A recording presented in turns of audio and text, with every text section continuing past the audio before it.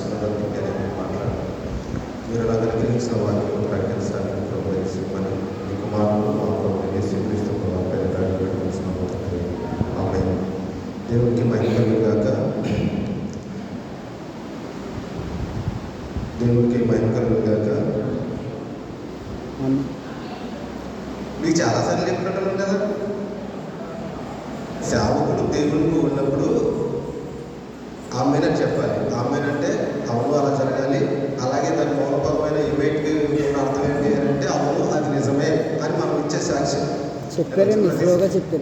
స్లోగా చెప్తారా అంటే సరిగ్గా చెప్పండి. దేవునికి మహిమ కలిగింది కాక మంచిది. ఇంకా కొద్దిగా ఏదన్నా మనం చూడడం చాలా సంతోషంగా ఉంది. నేరుగా వాక్యం వెళ్ళిపోతాను. ఎందుకంటే సమయం తక్కువైనప్పుడు నేను మామూలుగానే రెఫరెన్స్ చూపించను, సమయం వృధా అవుతుందని, అలాగే మీ అటెన్షన్ రావద్దని ఇవాళ అయితే అసలు చూపించను. నేరుగా ఒక చిన్న విషయంలాగా మాట్లాడటానికి నేను ఇష్టపడతాను. ఆల్రెడీ లెంట్ గురించి మీకు అయ్యారు చెప్తారు. ఇప్పుడు ఆల్రెడీ చెప్పుకుంటే ఓకే, లేకపోతే మీకు చెప్తారు లెంట్ గురించి. కాబట్టి నేను ఏంటి లెంట్ ఆ 40 రోజుల విశిష్టత ఏంటి, ఆ 40 రోజులు బైబిల్లో ఎక్కడెక్కడ ఉన్నాయి ఇవన్నీ అతియాల చేత కూడా నేను ఇప్పుడు చెప్పదలుచుకోలేదు. ఎందుకంటే సమయం కొంచెం ఉంది కాబట్టి నేరుగా విషయం ఏంటో ఈ రోజున ఆ అంశం ఏంటో దాంట్లో వెళ్ళిపోదాం. ఈరోజు సువార్త పాఠ అంశంలో ఏమంటారంటే ఇంగ్లీష్లో అయితే టెంప్టేషన్ ఆఫ్ జీసస్ క్రైస్ట్ అని అంటారు. కానీ ఆ పదం సరైనది కాదని కొంతమంది వాదన. గ్రీకులో అక్కడ ఉన్నటువంటి పదం పారాజైనో ఏదో పదం ఉందంట. ఆ పదానికి నేను అర్థం పరీక్ష అని అర్థం వస్తుంది. ఇది తీవ్రమైనటువంటి పరీక్ష, ఒక రకంగా ప్రలోభం. కాబట్టి టెంప్టేషన్ అనే మాట కూడా కరెక్ట్ ఏమో అని కొంతమంది అనుకుంటారు. ఏదేమైనా మనమైతే ఏమనుకోవాలని అంటే ప్రభు ఎదుర్కొన్న శోధన లేదా ప్రభు ఎదుర్కొన్నటువంటి పరీక్ష, ఈ రకంగా కనుక మనం మాట్లాడితే కనుక అప్పటికి 40 రోజులు ప్రభు ఉపవాసం ఉన్నారు. అంతకు మునుపు బాప్తిస్మ ఇచ్చి యోహాను ద్వారా బాప్తిస్మాన్ని తీసుకోవడం, పౌరము ఆత్మవలయం కనుక దిగినవడం, బాప్తిస్మ పొంది ఆత్మను పొందుకున్న తర్వాత ఆత్మ ఆయన అరణ్యంలోనికి కొనుక్కోవడం జరుగుతుంది. అక్కడ రాయబడిన మాట చాలా మందికి అనుమానంగా ఉంటుంది. ఇదేంటి, ఆత్మ శోధించబడదు. ఎందుకంటే ఆత్మ కూడా దేవుడే కనుక. ఆత్మ అనగా దేవుడు శోధించడు, దేవుడు శోధించబడడు కనుక ఆత్మ మనుషులను శోధనలోనికి తీసుకువెళ్తుందా అంటే పరిశుద్ధాత్మ దేవుడు మనుషులు శోధించబడాలని కోరుకుంటాడా? సాక్షాత్తు ప్రభువునే పరిశుద్ధాత్మ దేవుడు లేక ఆత్మ అరణ్యానికి కొనిపోయింది అని అంటే శోధన కొనిపోయిందా అన్నట్టుగా ఉండాలి. కానీ విషయం ఏంటి అంటే చార్లెస్ స్పర్జన్ అనే ప్రసంగ చక్రవర్తిని బిరుదు పొందినటువంటి గొప్ప భక్తుడు ఏమంటాడంటే, నువ్వు శోధనను ఎదుర్కొన్నప్పుడు శోధనలోకి నువ్వు వెళ్ళాలని నువ్వు దేవుడు కోరుకోడు, కానీ దేవుడు శోధించడు. కానీ శోధన మార్గాల వల్ల ఆత్మ నిన్ను నడిపించవచ్చు. ఎందుకు అని అంటే నువ్వేదో బలవంతుడివి, నువ్వేదో నీతిమంతుడివి, నువ్వేదో జ్ఞానివని నీకు వచ్చినటువంటి కష్టాన్ని శోధనని ఎదుర్కొని నువ్వేదో హీరోగా చూసావా తండ్రి, నేను నీ భక్తుడిని కాబట్టి, నువ్వు అంటే నమ్మకం ఉంది కాబట్టి, నీ వంటి విశ్వాసం ఉంది కాబట్టి నేను ఈ శోధనను ఎదుర్కొన్నాను అని నువ్వేంటో దేవుడికి చూపించడం కోసం కాదట. ఆయన అన్న వాడేంటి అని అంటే, నువ్వు ఎలాగైతే శోధన జయించావో శోధన జయించిన నిన్ను ఆత్మలోకంలో దేవుడు తన కుమారుడిగా చూపించుకోవడానికి. అర్థమైందా నేను అన్నమాట? ఇప్పుడు నాకు ఏదైనా కష్టం శోధన వచ్చిందనుకోండి, సేవకుడిగా నాకు 3 శోధనలు వస్తాయి. శోధన వచ్చినప్పుడు ఆ శోధన నేను వాక్యం ద్వారా జయించినప్పుడు నా విషయమైనట ఆత్మ సంబంధమైన జీవులకు దేవుడు చెబుతాడట. మీకేమైనా డౌట్ ఉంటే కనుక మీకు ఇంతకుముందు కూడా చాలాసార్లు నాకు ఇష్టమైనటువంటి మాట చూపించాను. ఎఫెసీ పత్రిక 3వ అధ్యాయంలో మాట ఉంటుంది. ఎవరంటే ఎత్తబడిన సంఘాన్ని పరలోకంలో, సంఘాన్ని అక్కడ ఉన్నటువంటి పెద్దలకు, అక్కడ ఉన్నటువంటి పరలోకంలో ఉన్న కుటుంబాలకు, దేవదూతలకు, అక్కడ ఉన్నటువంటి సమస్తమైన అంటే మొత్తం సిస్టమ్ మొత్తానికి నట ఇదిగో ఇది నా కెపాసిటీ అని అక్కడికి ఎత్తబడి మహిమపరచబడిన సంఘాన్ని అంటే మనల్ని చూపించి వాటి ముందు దేవుడు వచ్చేస్తాడు. ఎఫెసీ పత్రిక 3వ అధ్యాయం చదివితే మీకు ఆ మాటలు ఉంటాయి. కాబట్టి స్పర్జన్ అనే భక్తుడు చెబుతున్న మాట ఏంటి అని అంటే, మీరు శోధన జయించారని అంటే మీరేదో హీరోలు కాబట్టి, మీకేదో టాలెంట్ ఉంది కాబట్టి, మీరేదో నీతి ఉంది కాబట్టి మేము జయించాము అనటానికి ఆత్మ మిమ్మల్ని శోధనలోకి తీసుకురాదు. శోధన మార్గాల్లో మిమ్మల్ని నడిపించదట. దేవుడు జయించిన మిమ్మల్ని ఆ లోకంలో చూపించడం కొరకు ఆత్మ మిమ్మల్ని ఆ మార్గాల గుండా తీసుకెళ్తుందండి. అలా తీసుకెళ్ళిన తర్వాత ప్రభు 40 రోజులు ఉపవాసం ఉన్న తర్వాత, 40 పగలు 40 రాత్రులు ఉపవాసం ఉన్న తర్వాత మనం లెంట్ డేస్ పెట్టుకోవడానికి చాలా ముఖ్యమైన రీజన్ అది. లెంట్ డేస్ ఇంకా దాని లోపలికి వెళ్ళను, కానీ ఉన్న తర్వాత ఆయన ఆకలిగా ఉన్నాడు. ఈ ఆకలిగా ఉన్నాడనే మాట ఆయన సంపూర్ణంగా మనిషి అని మనకి రుజువుపరుస్తూ ఉంది. ఆయన దేవుడు కాబట్టి 40 రోజులు ఉపవాసం ఉన్నాడనో, లేకపోతే దేవుడు కాబట్టి శోధన చేయించాడనో అక్కడ చెప్పబడలేదు. అక్కడ ఏమనుకుంటే ఆయన ఆకలిలో నేను అంటే నీకు నాకు ఎలా ఆకలిస్తుందో, నీకు నాకు ఎలా అవసరతలు ఉన్నాయో, యేసు ప్రభు కూడా అలాంటి అవసరతలు ఉన్నాయి. మనకి దాహం వస్తుంది, మనకి ఆహారం కావాలి, మనకి వస్త్రాలు కావాలి, మనకి కొన్ని అవసరతలు నీడెడ్ అనేవి ఈ లోకంలో మనకి ఎలా కావాలో యేసుక్రీస్తు ప్రభువారు కూడా అలాగే కావాలంటే దాని అర్థం ఆయన శోధనను నీలాగా నాలాగా మనిషిలాగానే చేయించాడు, కానీ దేవుడై ఉండి చేయించలేదు. చాలామంది ఆయన దేవుడు కాబట్టి ఇలా చేయగలిగాడు అంటే ఆయన దేవుడు కాబట్టి ఈ పనులు చేయలేదు. అందుకే పౌలు అంటాడు కదా, మనకున్నటువంటి ప్రతి ఒక్క శోధనలో ఆయన సహానుభవం లేనివాడు కాదు. మనకున్న ప్రతి కష్టంలో ఆయన దాన్ని ఎదుర్కొన్నవాడే, దాన్ని ఆయన గెలిచినవాడే. కాబట్టి మనం అంటాం, చాలామంది కష్టంలో మాకు ఎవరు సాయం లేరండి, నాకు మాట సాయం చేసేవాళ్ళు లేరు, లేకపోతే ఏది మంచో ఏది చెడు చెప్పేవాళ్ళు లేరు, ఏది చదువుకోవాలో లేకపోతే ఏ పని చేయాలో ఏ పని చేయకూడదు, లేదా ఎవరిని చేసుకోవాలో ఎవరిని చేసుకోకూడదు, లేకపోతే ఈ సమయంలో ఏం చేయాలో మాకు తెలియదంటే మేము ఒంటరిలో అయిపోయాం కాబట్టి ఈ పాపంలో పడిపోయామండి, మాకు గత్యంతరం లేదు కాబట్టి ఈ శోధనలో పడిపోయామండి, ఇందులోంచి మేము పైకెక్కలేకపోయామని అంటారు. మీరు గుర్తుపెట్టుకోండి, అరణ్యంలో యేసు ఒక్కడే ఉన్నాడు, ఎవరు లేరు. అరణ్యంలో యేసుకు తోడుగా ఎవరు లేరు.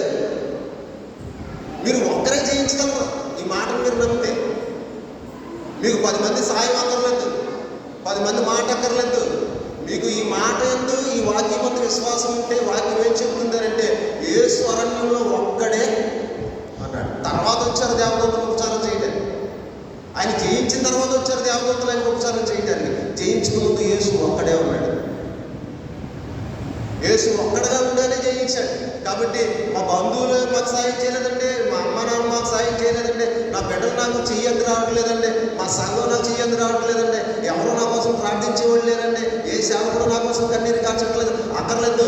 నువ్వు ఎలాంటి మనిషివో యేసు అలాంటి మనిషినే. నువ్వు ఎలా ఒంటరిగా ఉన్నావు, నీ కష్టంలో యేసు కూడా ఒంటరిగానే ఉన్నాడు. యేసు జయించిన ప్రకారం నువ్వు కూడా జయించగలవు. అదే ఈరోజు వాక్యం చెబుతాడు. సాతాను వచ్చాడు, నువ్వు దేవుని కుమారుడు అయితే ఈ రాళ్ళను రొట్టిగా చేసుకుని నీ అవసరం తీర్చుకో, నువ్వు ఆకలి తీర్చుకో. పౌలే అంటాడంటే ఇవాళ పత్రికలో మీరు చదవక్కర్లేదు, కానీ మీరు అయ్యారు చెప్తారు మ్యాక్సిమం. పౌలే అంటాడంటే మేము దేవుడి సేవకులు.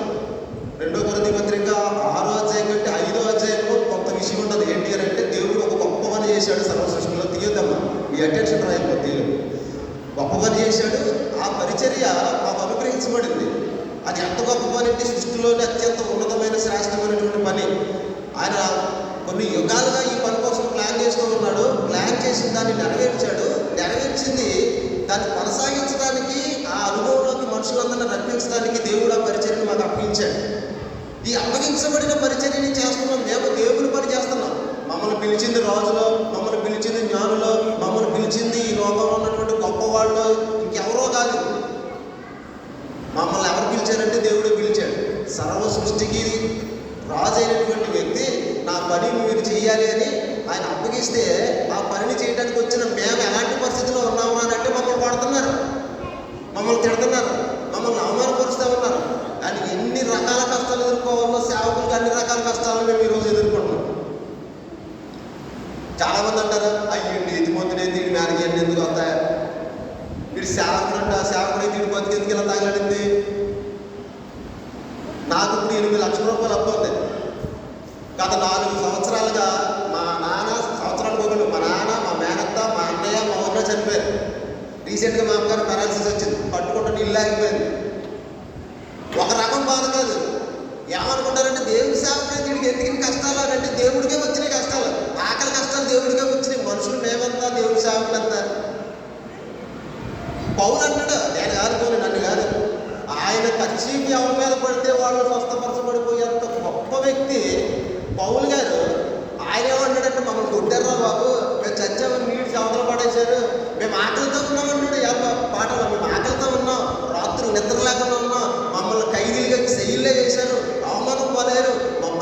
కొరడాలతో మమ్మల్ని కొట్టారు, మమ్మల్ని పాములు కలిసి ఇన్ని బాధలు పడ్డామంటే సేవకుడు అయితే నీకు ఎన్ని బాధలు వచ్చినాయి అని అనుకో. యేసు ప్రభు సిలువ పడిన చోట ఎడమవైపు ఉన్న దొంగ ఏమన్నాడు? నువ్వు దేవుని కుమారుడు అయితే. అంటే అవసరతలు అనేవి మనల్ని ప్రలోభ పెడతాయి. నువ్వు నిజంగా దేవుని కుమార్తెనా? నువ్వు ప్రార్థన చేస్తున్నావు కదమ్మా, లేకపోతే నువ్వు ప్రార్థనకి వెళ్తున్నావు కదమ్మా, నువ్వు నీతిగా ఉన్నావు కదమ్మా, నువ్వు భక్తిగా ఉన్నావు కదమ్మా. కానీ వాళ్ళు చూడు ఎలా మేడ మీద మేడ కట్టుకున్నారు, వాళ్ళు చూడు ఉద్యోగాలతో ఎలా ఉన్నారు, వాళ్ళు చూడు ఎలా ఉన్నారు. నువ్వు ఎందుకు వచ్చిన విశ్వాసం, ఎందుకు వచ్చిన భక్తి అని నేను ప్రలోభ పెడుతున్న లోకం నీ అవసరతలను ఆధారంగా చేసుకుని నేను నీ విశ్వాసం నుంచి పడగొట్టాలని చూస్తుంది. ఇక్కడ ఏమంటాడంటే పౌలు, మా అవసరాలు మమ్మల్ని మా విశ్వాసం నుంచి కిందకి కరువైనను, నిందైనను, ఉపద్రవమైనను, పైనున్నవైనను, కిందున్నవైనను, ఉన్నవి అయినను, రాబోవైనను, ఏదైనను క్రీస్తు ప్రేమను మమ్మల్ని ఎడబాపడాలి. మీ అవసరాలు మిమ్మల్ని మీ విశ్వాసంలో నుంచి పడద్రోయకూడదు. ఆ ప్రలోభాలు మీరు నమ్మకూడదు. రెండవది, ఆయన చెప్తున్న మాట మీకు అర్థమవుతుంది కదా. ఆయన ఏమన్నాడు? దేవుని నోట నుండి వచ్చి ప్రతి మాట వలన మర్చిపోదు. చిన్న ఎగ్జాంపుల్ చెప్తాను, చిన్న ఎగ్జాంపుల్. మీకు తెలిసింది కదా, దానియేలు గారు మీకు తెలుసు కదా. దానియేలు గారు మీకు తెలుసు. దానియేలు సింహాల బోన్లో ఏం చేశాడు? సింహాల బోన్లో ఏం చేస్తే ఆ రోజున నిజానికి దేవుని సేవకుని చంపాలనుకున్న వాళ్ళు తర్వాత తెల్లారిపోతూ చచ్చిపోయారు. నేనేమంటానంటే, దేవుడు ఒకవేళ అక్కడ ఎవరి సీటైనా చింపేయాల్సి వస్తే దానియేలు మీద కుట్ర చేసినందుకు ముందు ఎవరిని చంపేది చెప్పండి? ఎవరిని చెప్పాలి అక్కడ?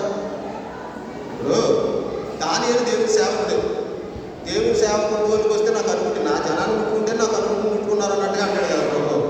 దానియేలు దేవుని సేవకుడు, ప్రవక్త అయి ఉన్నాడు. అలాంటి దానియేలుకి చెడు చేయాలనుకున్న వారిని దేవుడు చంపాలని ఫిక్స్ అయితే ఫస్ట్ ఎవరిని చంపేయాలి చెప్పాలి?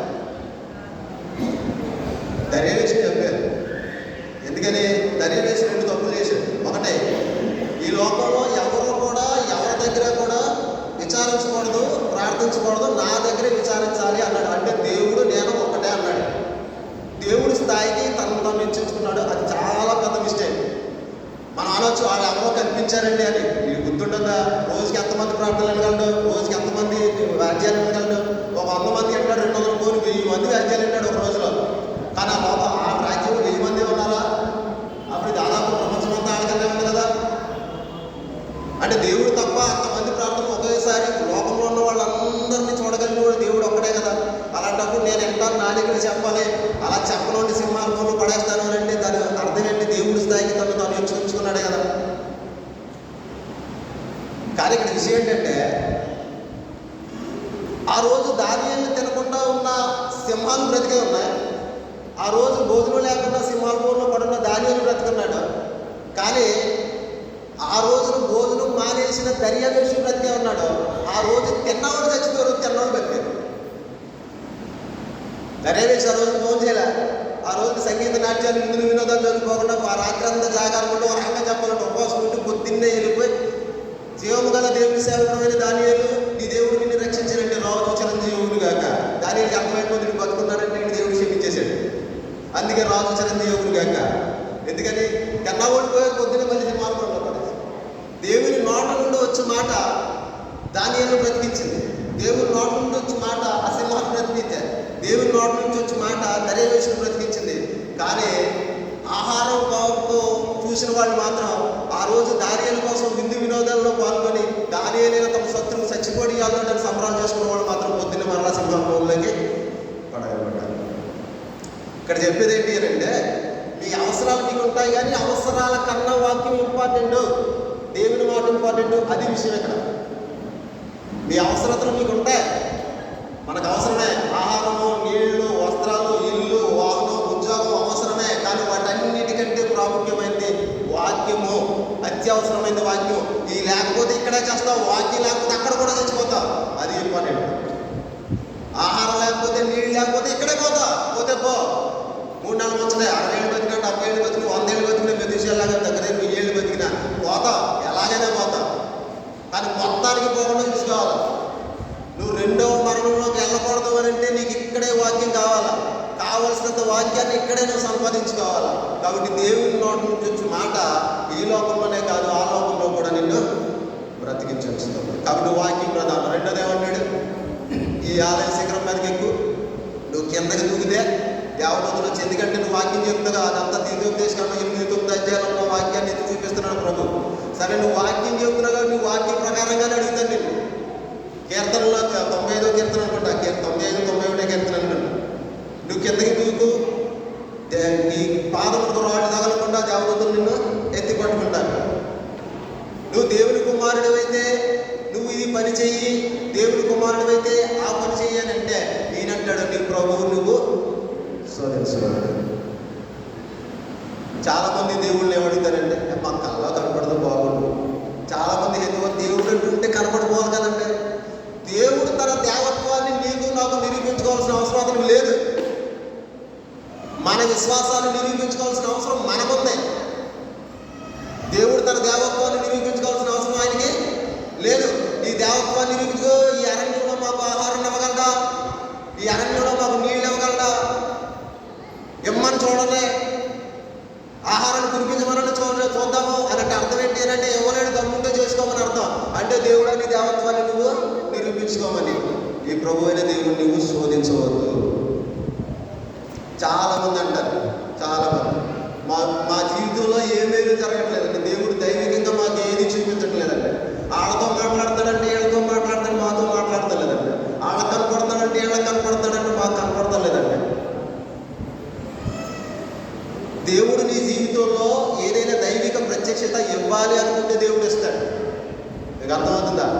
అంతేగాని మా జీవితంలో అద్భుతాలు జరిగిపోవాలి, అద్భుతాలు జరిగితేనే ఈ దేవుడు, అద్భుతాలు జరగకపోతే ఈ దేవుడు కాదేమో అని నువ్వు సంశయిస్తున్నావు అని అంటే ఆ దేవుడు నువ్వు శోధిస్తున్నావు అని లెక్క.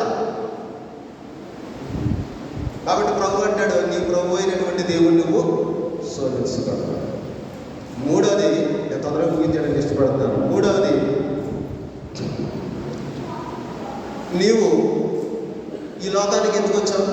ఇప్పుడు గొప్ప ఆఫర్ పెడుతున్నాడు యేసుక్రీస్తు ప్రభువు ఎదుట. నా చేతిలో ఉన్నటువంటి నీ మనుషులను, ఈ లోకాన్ని నువ్వు స్వాధీనం చేసుకోవడానికి వచ్చావు. ఎందుకని? ఆదాము అనే అతను నాకు ఈ లోకం మీద అధికారాన్ని, ఈ మనుషుల మీద అధికారాన్ని ఇచ్చేశాడు. ఆదాము దగ్గర నుంచి పుట్టుతున్న ప్రతి మనిషి పాపం చేయడం వల్ల అది ఓకే అని ప్రతి వాడు ఆమోదముద్ర తెలుపుతా ఉన్నాడు. మీకు అర్థమవుతుందా?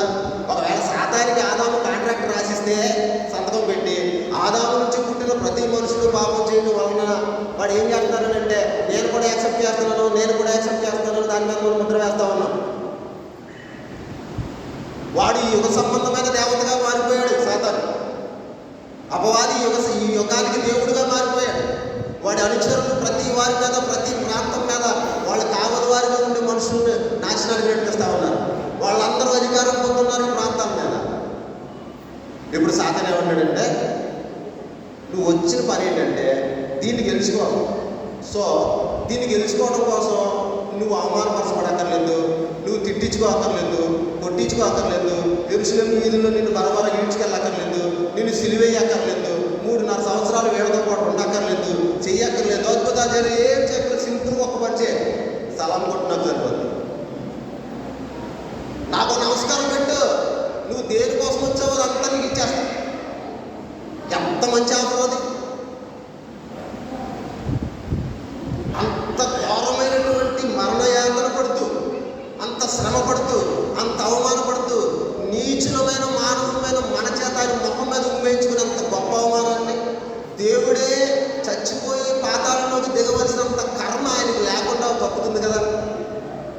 కానీ ఇక్కడ విషయం ఏంటంటే సాతానుగాడు అపవాది చేసే ప్రతి పని ఎలా ఉంటుందంటే మనం చేపకు గేలం వేసే ముందు ఎర పెడతాం. గేలానికి చేపకి పైన ఎర కనపడుతుంది, కానీ గేలం వేసేవాడు ఇంటెన్షన్ ఏంటి తెలుసా? లోపంలో ముళ్ళు కదా కూర్చుకోవాలి. ఆ చేప తిని చక్కగా హాయిగా తిరగాలని గేలం వేసేవాడు ఉద్దేశం. కానీ పక్షుల కోసం విత్తనాలు చల్లేవాడు, ధాన్యం గింజలు చల్లేవాడు ఉద్దేశం అక్కడ వాళ్ళు చిక్కుపడాలని, కానీ ఆ పక్షులకు తిని ఎగరాలని కాదు. సాతానుగాడి ఉద్దేశం కూడా అదే. ఇప్పుడు ఏంటి అంటే వీడి చిన్న పని చేసి వీడు కోల్పోయిందంతా వీడు తెచ్చేసుకుందామని వీడు ఆలోచన. వీడు ఏం కోల్పోయాడు? మహిమను కోల్పోయాడు, పరలోకాన్ని కోల్పోయాడు, తన్ని తగలేశారు అక్కడి నుంచి. ఆడితో కుమ్మక్కైనందరినీ తీసుకుని వచ్చేసాడు భూమి మీదకి. ఇప్పుడు ఏమంటాడనంటే ఏ దేవుడికైతే, ఏ దేవుడి మీద కంటే నేను నా సింహాసనాన్ని ఎత్తుకోవాలనుకున్నాడు. ఉత్తర సభాభవనం మీద నా సింహాసనాన్ని అధిష్ఠించుకోవాలి, సర్వోన్నతిని కంటే నేను ఎక్కువ అయిపోవాలనుకున్నాడు. ఏ సర్వోన్నతుడైతే ఆయన్ని క్రియేట్ చేశాడో ఆ సర్వోన్నతుడే ఆయన్ని ఆరాధించాలని ఆశపడ్డాడు. ఇప్పుడు అవకాశం వచ్చింది. అదే సర్వోన్నతుడు శరీరంతో భూమి మీద ఉన్నాడు. ఆ సర్వోన్నతుడి కనుక నువ్వు నా కాళ్ళకు మొక్కు ఇదంతా ఇచ్చేస్తానంటే యేసయ్య కనుక వాడి కాళ్ళకి మొక్కు ఉంటే ఇన్ కేస్ ఏం జరిగేదో తెలుసా? వీడి మహిమీడికి తిరిగి వచ్చేస్తుంది. వీడి అనుచరులందరూ పాతాళంలో బంధింపబడిన వాళ్ళందరూ విడుదల పొందుతారు. వీడి అనుచరులందరికీ శక్తి వచ్చేస్తారు. వీడు మరలా పరలోక రాజ్యాన్ని స్వతంత్రించుకుంటాడు. ఎందుకంటే వీడు ఎవరికి మొక్కితే వాడికి దేవుడైతే, ఎవరైతే వీడికి మొక్కుతారో వీడు వాడికి దేవుడు అవుతాడు. నీకు అర్థమైందా? నువ్వు ఆఫరిస్తున్నాను, నువ్వు ఎంత కష్టపడక్కర్లేకుండా నాకు మొక్కు ఇదంతా ఇచ్చేస్తాను. వాడి ఉద్దేశం వేరుగా ఉంటాడు. వాక్యం చేతే మిమ్మల్ని ప్రలోభ పెడతా ఉంటాడు. మీ అవసరతల చేత మిమ్మల్ని ప్రలోభ పెడతా ఉంటాడు. మీకు ఏదైనా ఒక గొప్పదాన్ని ఆఫర్ చేయడం ద్వారా వాళ్ళందరూ కూడా ఈజీ మనీ కలబడి పడిపోయారు. రోజంతా కష్టపడితే వచ్చే కూలి పని గురించి ఎవరు ఆశపడట్లేదు. గంట కష్టపడాలా, రోజు కూలి పని వచ్చేయాలా, ఆన్లైన్లో ప్యాకెట్లు ఆడేలా డబ్బులు వచ్చేయాలా, ఆన్లైన్లో గేమ్లు ఆడేలా డబ్బులు వచ్చేయాలా, స్టాక్ మార్కెట్లో షేర్లు కొనేలా డబ్బులు వచ్చేయాలా. ఒకడు ఎందుకు ఇక్కడ జీవితం అంతా ఒక్కో ఇటుకు పేర్చుకుంటూ తన జీవితాన్ని తన ఇల్లు కట్టుకోవడానికి ఎవరికి ఇష్టం లేదు. 5 ఏళ్ళు తిరిగిలోపు అయిపోవాలా, సెటిల్ అయిపోవాలంతే. ఒక భక్తుడు, ఆయన పేరు బార్కిలో మోరేసేదో ఉంది. ఆయన అంటాడు, నువ్వేదైతే పని చేస్తున్నావో దాని అంతం మంచిగా ఉంది అని అంటే, క్లైమాక్స్ మంచిగా ఉంది అని అంటే అందులో ప్రమాదం ఉందని అర్థం. నువ్వు ఏ పని అయితే చేస్తున్నావో ఆ పని యొక్క చివర నీకు సౌఖ్యం సుఖం దొరికి అది ఈజీగా అయిపోతుంది అని అంటే అది ప్రమాదకరమైందని అర్థం. నువ్వు ఒక మొక్కితే చాలు ఈ బాధలో ఈ 3.5 సంవత్సరాల యాత్ర ఉంది నీకు అంటే అందులో ఎంత గొప్ప మోసం ఉంది, పరలోకాన్ని స్వాధీనం చేసుకునేంత మోసం ఉంది. ప్రియులారా, ఈ రోజున లోకం మిమ్మల్ని ఎలా ప్రలోభ పెడుతుంది అని అంటే ఈజీ మనీ కోసం ప్రలోభ పెడుతుంది. తక్కువ కష్టపడండి, ఎక్కువ డబ్బులు రండి. ఇవాళ మీరు ఎవరికన్నా ఫోన్ చేస్తే అక్కడి నుంచి రిసీవర్ వాయిస్ ఏమవుతుంది కంట్రోల్ రూమ్ నుంచి. ఆన్లైన్ మోసాల పట్ల జాగ్రత్తగా ఉండండి. ఎవరైనా మీ బంధువులు అరెస్ట్ అయ్యారనో లేకపోతే మీకు తక్కువ పెట్టుబడులు ఎక్కువ డబ్బులు వచ్చేదని ఎవరన్నా చెప్తే నమ్మకండి. అవి ఆన్లైన్ మోసగాళ్ళు చేసే పని కావచ్చు. అని ఎందుకు చెబుతున్నాయంటే అంతా ఎదురుగాను జనాలు అలాగే కావాలని కోరుకుంటున్నారు. తక్కువ టైంలో ఎక్కువ డబ్బులు వచ్చేయాలి, బెట్టింగ్లు వేసేయాలి.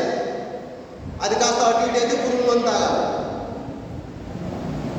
ఈజీ మనీ కోసం కష్టపడకుండా వచ్చేదానికోసం మీరు ఆశపడితే సాతాను గారు మిమ్మల్ని ప్రలోభ పెడుతున్నాడు. ఆ ప్రలోభంలో మీరు పడిపోతున్నారని లెక్క. కాబట్టి యేసు ఏ విధంగా జయించాడో శోధన అంతటనే. మీకు ఇందాక దానియేలు గురించి జ్ఞాపకం చేసిన ఒక విషయం చెప్పేసి నేను ముగించేస్తాను. ఇంకా పత్రికలోకి రాను, ఒకే ఒక విషయాన్ని చెప్పి ముగించేస్తాను. దానియేలుని సింహాల భూమిలోకి వేశాడు.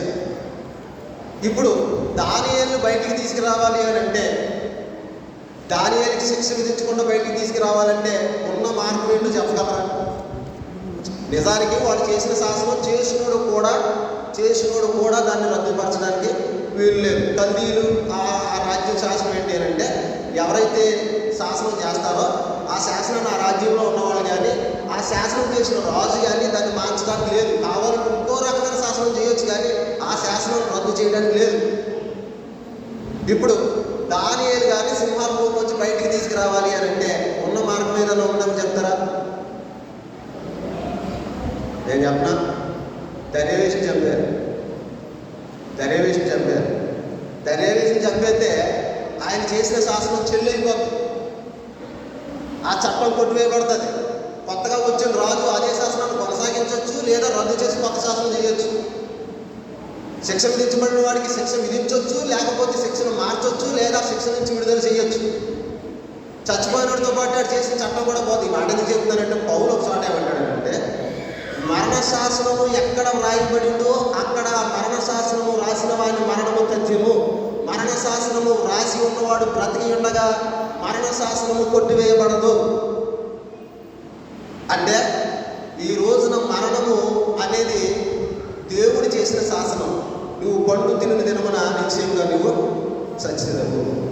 వాక్యము అనగా దేవుడు చేసిన శాసనము ఏంటి అంటే ఆ పండు తిన్నవాడు చేస్తాడు. ఎన్న ఎందుకు చావలేదని పిచ్చి ప్రశ్నలు అడగండి. అంత తీయాలి చెప్పి అంత టైము నా దగ్గర లేదు. కాబట్టి నేరుగా వినండి. ఆడు చేస్తాడు.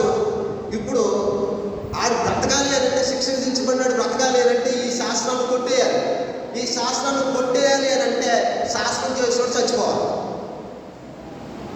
శాసనం చేసినోడు చచ్చిపోతే తప్ప నువ్వు చచ్చేదము అన్న శాసనం కొట్టివేయబడదు. కాబట్టి దేవుడు శరీరాన్ని కొడుకుని ఈ లోకంలోనికి వచ్చి ఆయన చనిపోవడాన్ని బట్టి ఆయనలో అందరము చనిపోతున్నాం.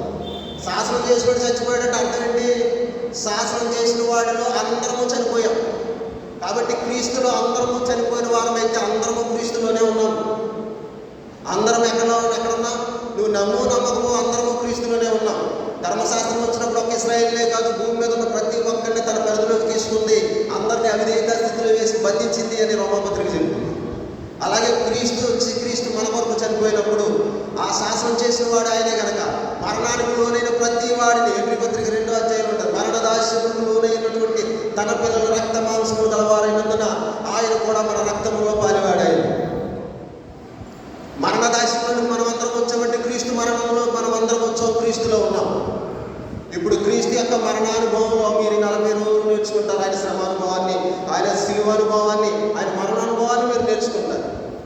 మీరు నేర్చుకున్న వారైతే ఇంతకంటే గొప్ప సమయం అనేది కూడా రాదు. పౌలు చెప్తాడు, ఇదే అనుకూలమైనటువంటి సమయం అని యెషయా చెప్పిన మాటలు ఈరోజు జ్ఞాపకం చేస్తూ ఉన్నాడు. ఇదే రక్షణ దినం. మరొక లెంట్ మీ జీవితంలో రాకపోవచ్చు. పోయిన వారం గుడ్డి భిక్షగాడు దాటిపోతున్న యేసు మరలా తనకు దొరుకుతాడో దొరకడు అని మరింతగా కేకలు వేస్తూ యేసుని పట్టుకున్నాడు. ఈ రోజు 1 రోజు, 4 రోజులు, 3 రోజులు, 5 రోజులుగా గడిచిపోయి ఈ లెంట్ మరలా మీ జీవితంలో వస్తుందా రాదా? పట్టుకోండి, ఈ లెంట్ని పట్టుకోండి, చిగురించండి. నియమ గురువారం వచ్చేసరికి అయ్యగారి చేత మీరులో చాలా మంది బాప్తిసం పొందాలని నేను కోరుకుంటున్నాను. మారు మనసు నిమిత్తమే బాప్తిసం పొందాలని నేను కోరుకుంటా ఉన్నాను. పోయిన వారం గ్రామానికి వెళ్ళిన తర్వాత ఒక సహోదరుడు ఇంటికి రండి అని ఆయన పిలిచాడు. ఇంటికి వెళ్ళిన తర్వాత ఆయన ఏదో ప్రార్థన చేయడానికి ప్రార్థన అవసరంతో పిలిచాడేమో అని అనుకున్నాను. ఆయన విఆర్ఓగా పనిచేసేవాడంట, ఒక చోట పనిచేసేవాడు. ఆ ప్రభుత్వ మార్గంతో ఆయన వేరే చోట దూరాన్ని ట్రాన్స్ఫర్ చేశాడంట. విషయం చెప్తాను. నేను అనుకున్నాను ట్రాన్స్ఫర్ గురించి ప్రార్థన చేయమన్నాడు ఇప్పుడు అయినా అనుకున్నాను. ఏదో తీరా వచ్చాం ఏదో ప్రార్థన చేసి వెళ్దామని అనుకుంటుంటే తర్వాత ఆయన చెప్పిన విషయం ఏంటంటే, అన్నా నేను నెల కిందట వరకు నేను లంచాలు తీసుకునేవాడన్నా, నేను దేవుడి చేత గద్దించబడ్డాను, నేను మారు మనసు పొందాను. ఈ వారంలో అయ్యగారు వచ్చిన తర్వాత, నెక్స్ట్ వీక్ అయ్యగారు వచ్చిన తర్వాత నేను నా భార్య ఇద్దరం కలిసి మారు మనసు నిమిత్తమే బాప్తిసం పొందాలనుకున్నామని అన్నాడు. ఎంత సంతోషం విషయంలో. నేను ఫస్ట్ టైం నూతన సంఘంలో నుంచి మారు మనసు నిమిత్తం బాప్తిసం పొందాలనుకున్నామని చూశాను. నేను కాదు తమ్ముడు, నేను ఒక్కనే కాదు, ఈ రోజు నన్ను బాప్తిసం పొందిన రోజు నన్ను ఆ నిర్ణయం తీసుకున్న రోజు నుంచి పరలోకంలో కూడా నీ గురించి సంతోషపడతారు తమ్ముడు. కాబట్టి నీ గురువారం వచ్చేసరికి ఎంతమంది మీరు మారు మనసు పొందుతారో, ఎంతమంది లెంట్ని మీరు వినియోగించుకుంటారో అని నేను ఆశపడతా ఉన్నాను. మీకోసం ప్రార్థిస్తూ ఉన్నాను. దేవుడు మిమ్మల్ని అందరినీ దీవించుకున్నాక ఆమె అవకాశం ఇచ్చిన అయ్యగారిని మిగతా మీ అందరికీ కూడా ప్రేమపూర్వకంగా అందరికీ వందనాలు తెలియజేస్తున్నాం. అందరికీ వందనాలు.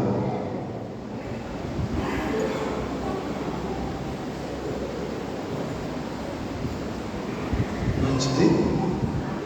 రాజశేఖర్ గారు చక్కని ఆత్మ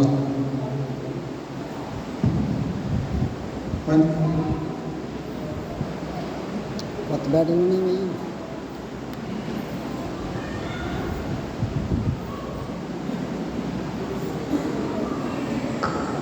మాట్లాడతారా?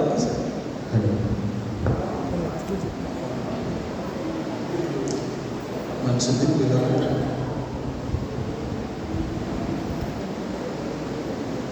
పౌలు గారు రక్షించబడ్డారు. రక్షించబడిన తర్వాత రక్షించబడక పూర్వం ఉన్న సంతోషం కానీ ఆనందం కానీ ఆయన లేదు.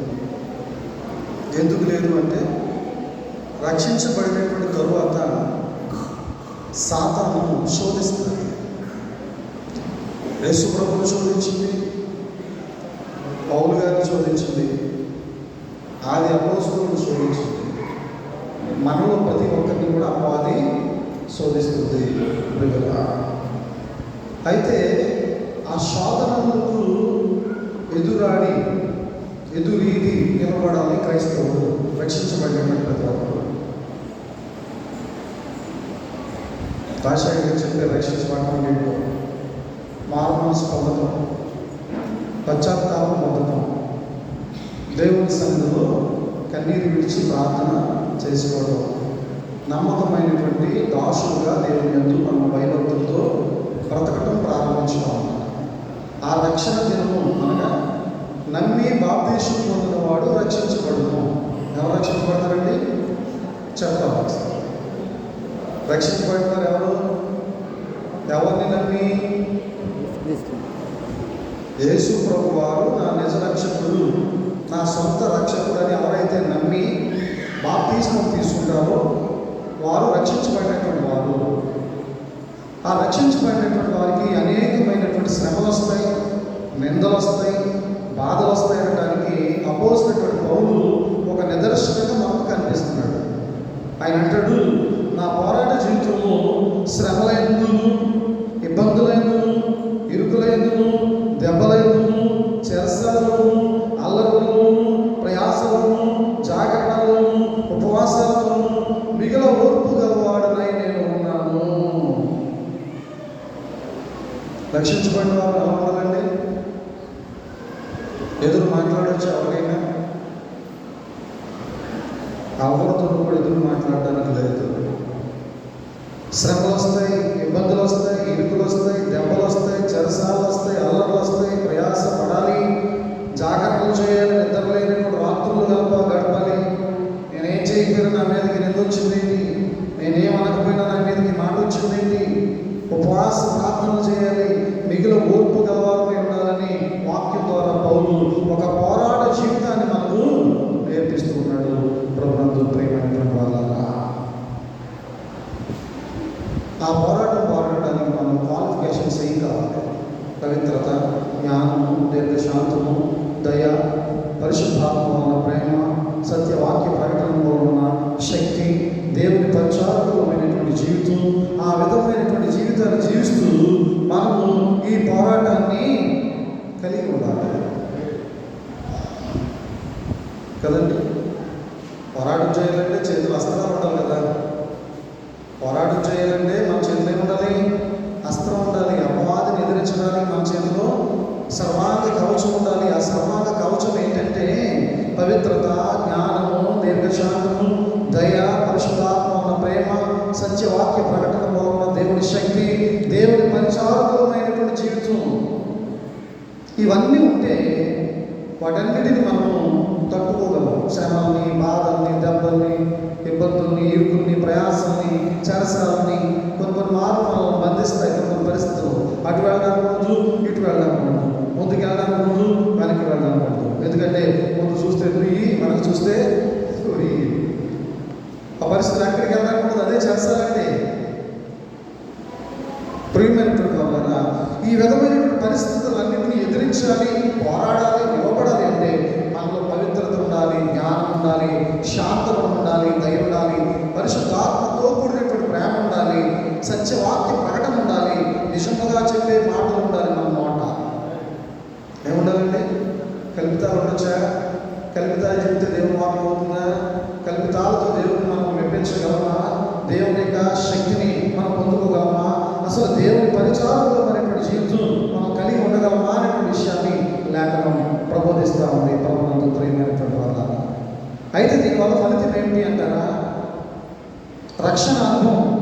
దీనివల్ల ఫలితం ఏంటంటే రక్షణ అనుభవాన్ని మనం కలిగి ఉన్నామని ఇతరులకు తెలియచేయటం. ఒక పెద్ద రగడ జరిగింది మన మీద, చాలా మౌనాన్ని పాటించాం, చాలా దీర్ఘశాంతంతో ఉన్నాం. నీకు ఏది తోస్తుంది చెయ్యా, నాకు చేయగలిగిందని ఏం లేదు, దేవుని మీద ఆనుకున్నానని వెళ్ళిపోయావు. అంత కోపిస్తుడు కూడా మారిపోయాడు, కన్నీరు విడుస్తూ నీకు క్షమించమని అడిగాడు. అప్పుడు నువ్వు జయించావా? అప్పుడు నీకు జయమే కదా, అపజయము లేదు కదా.